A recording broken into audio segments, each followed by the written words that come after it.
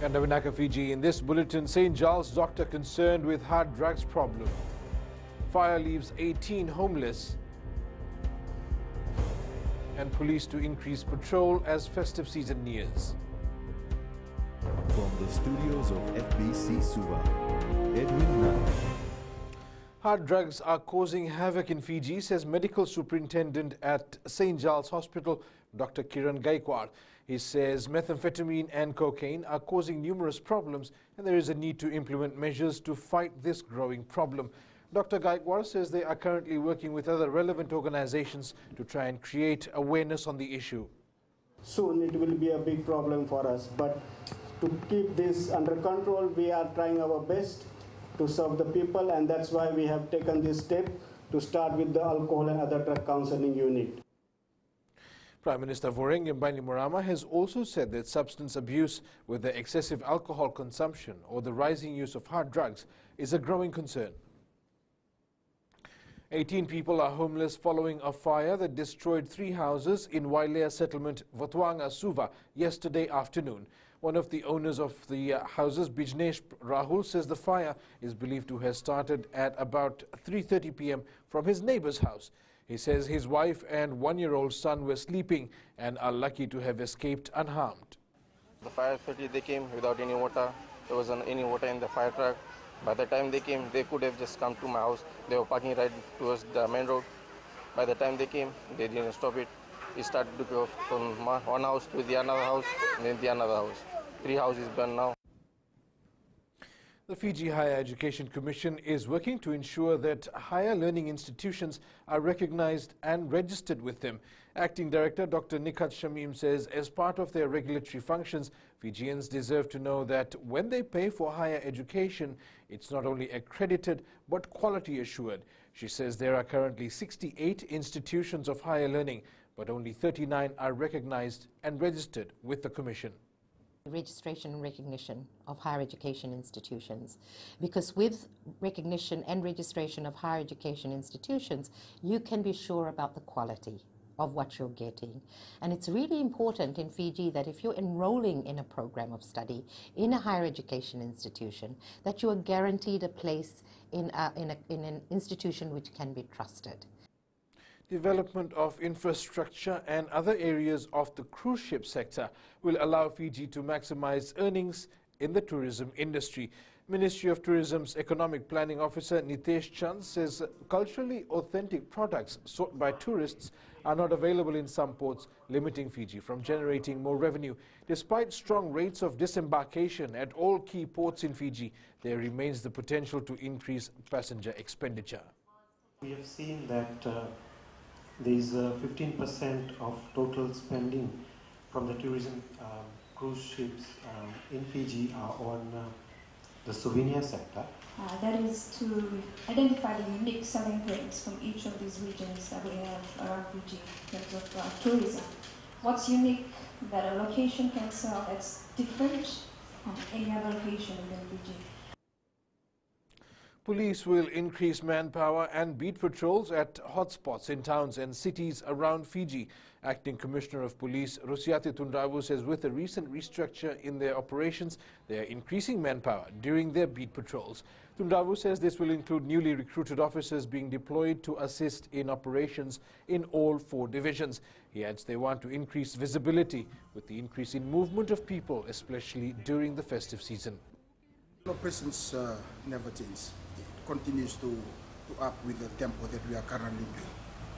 But having deployed all police officers, deployed all the manpower and all the vehicles that we have, we still need the support of the community at large. They need to be law-abiding citizens in order for us to work together. Many Fijian children are eating inadequate amounts of healthy food and consuming too much processed food. UNICEF recently released a report on children, food and nutrition, which reveals that poor diet is affecting children's health in Fiji. UNICEF Pacific representative Sheldon Yet says children need a range of nutrients to grow well. That means exclusive breastfeeding for the first 6 months.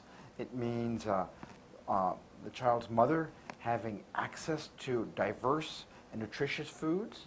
It means that sugary and starchy foods are limited or not even being made available to kids. The case of former Water Authority of Fiji Chief Executive Opetaya Ravai against the authority will be called for ruling next week.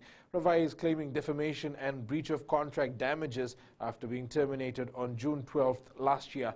WAF lawyers earlier submitted the claim be struck out as it is an abuse of the court process, arguing that it was filed illegally against a designated corporation and thus barred by statutes for non-compliance.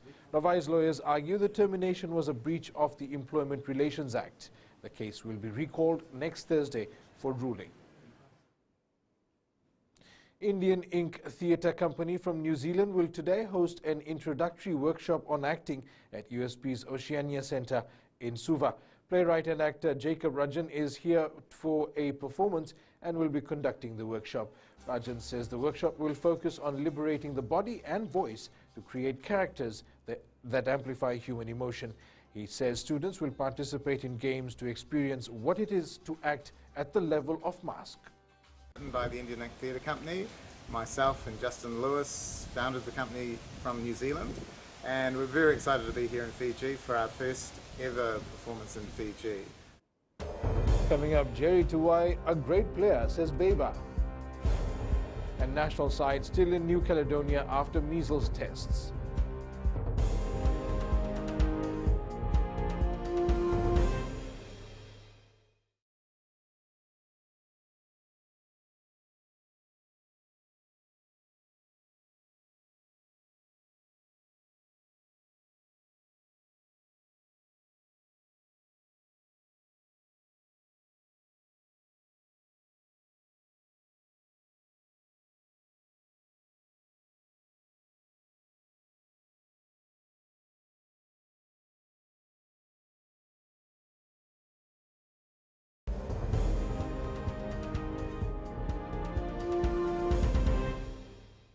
Welcome back. The humility of Jerry Tuwai has made him a great player, according to Fiji Sevens coach Gareth Baber. Baber says Tuwai is a team player and deserves to be recognized as the world's best in the abbreviated code. I do believe that the best people make the best players, and I think that that is never truer than when it's said about Jerry, and ultimately the world has finally recognised it after 2 other nominations. He's finally got the best player in the world, and for me he's been the best player in the world for the last 3 years I've been here. And but in this environment, in the players, he's just another player, and that's how Jerry would want it. Tuwai is not part of the national side for the Oceania Sevens, which starts at the ANZ Stadium in Suva at 10 a.m. today. The Australian Sevens side knows the importance of the Oceania Sevens as it aims to qualify for next year's Olympic Games. Coach Tim Walsh says they've been preparing for this tournament, playing scrimmage sessions with the Fiji Sevens side. He says winning this year's Oceania Sevens is their main goal, and it won't come easy. Same situation. We have to qualify for Rio through Oceania. So there's a few guys that have returned from that team, so their experience will be pretty handy. But I think everybody knows the pressure or what's at stake, and you know, I think the team that handles that the best is going to be the team that walks away with the ultimate reward. Should Australia not win this weekend, it will have to play in a qualifying tournament to make the Japan Olympics. The Aussie Sevens side is pooled with Tonga, Nauru, American Samoa and Vanuatu. The Health Ministry is waiting for further tests to be conducted on the Fiji Futsal team before they return home. Fiji Football Association Vice President and Head of Delegation for the Fiji Futsal team in New Caledonia says they have been tested for measles. He adds they are worried about their family and the players are worried about their jobs. The Health Minister says there are other tests involved. Now that it's out in the open, there are other blood tests that we're waiting for, so that doesn't actually mean that everything is negative. So there's discussions happening all the time. Certainly we want, we would like them home, but also we want to ensure that when they do come home, they've come home because they met the criteria that are in place, and WHO is actually helping us in that regard. The Vodafone Fiji Ambati will welcome back Parramatta Eels flyer Maika Sivo in the Oceania Cup clash against the Kumuls in New Zealand on Saturday. Sivo is back on the wing after he was suspended for last week's win over Samoa. Isaac Lumelume has made way for the Eels speedster, which is the only change for the Ambati. Coach Brandon Costin is also sticking with the same interchange players. A few title fights have been scheduled to take place at the end of this month at Prince Charles Park in Nandi. Fiji's Sebastian Singh will fight Australian rising star Hamza Khalid for the IBO Super Middleweight title. In another bout, Ronald Naidu will take on Chese Ravundi for the vacant WBF Australasia Super Welterweight title. Kiran Boxing Promotions believes that Fijian boxers need title fights, which is why they've brought in these matchups. This is just the beginning. We will be going for WBO and WBC as well to bring in Fiji. We have very good boxers, very talented boxers, and that we have never come across before. And they are showing their practice, and we, Fiji, is putting the map in the world, that knowing the rest of the country, that Fiji is known as a boxing champions.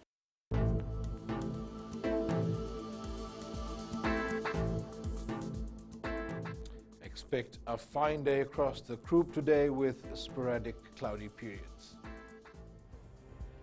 And that is your FBC Morning News. Remember to join us at 1 p.m. and 7 p.m. for our major bulletin. For these stories and others, you can also tune in daily to our sister radio station, Gold FM. That's it from me for now. Have a good morning.